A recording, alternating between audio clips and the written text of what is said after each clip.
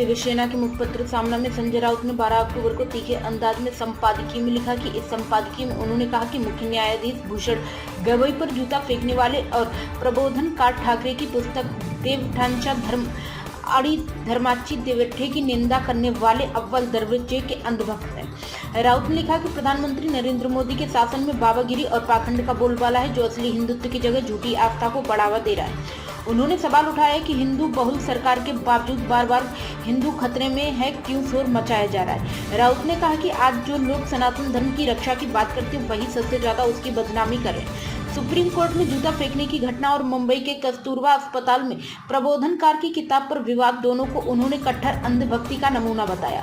राउत ने लिखा कि सीजेआई भूषण गवई पर हमला करने वाले और प्रबोधनकार ठाकरे की किताब फेंकने वाले दोनों ही मानसिक रूप से अंधे हैं। वे नहीं समझते कि असली खतरा धर्म से नहीं पाखंड से है। उन्होंने कहा कि बीजेपी के शासन में धर्म के नाम पर झूठ फैलाने वाले बाबाओं को संरक्षण मिला, जबकि प्रबोधनकार जैसे साधुकरों को अपमानित किया गया। राउत ने अपने लेख में कहा कि आसाराम, राम रहीम, नित्यानंद, निर्बल बाबा जैसे कथित धर्म गुरुओं ने सनातन धर्म को कलंकित किया, लेकिन उन पर जूते फेंकने की हिम्मत किसी ने नहीं दिखाई।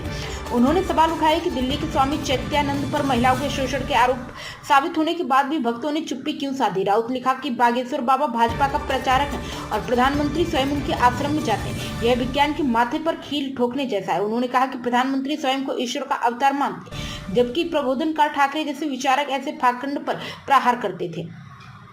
राउत ने लिखा कि प्रबोधनकार ठाकरे का धर्म सुधार और समानता पर आधारित था। उन्होंने साहू समाज महाराज की तरह मंदिरों की संपत्ति शिक्षा में लगाने की बात की थी। ठाकरे ने कहा कि मंदिरों की अपार संपत्ति देश के उद्धार की बजाय लुच्चों, चोरों और दुष्टों के भोग विलास में जा रही है। राउत ने लिखा कि बीजेपी और संघ परिवार आज भी मंदिरों और धर्म के नाम पर राजनीति कर रहे हैं, जबकि प्रबोधनकार ने एक सदी पहले ही ऐसे धंधे का विरोध किया था। उन्होंने व्यंग्य किया कि पीएम केयर फंड भी उसी रास्ते पर है, धर्म और सेवा के नाम पर पैसा जुटाना पर जनता के कल्याण में न लगाना। अंत में उन्होंने कहा कि प्रबोधनकार का विचार ही सच्चा सनातन है, बाकी सब पाखंड है।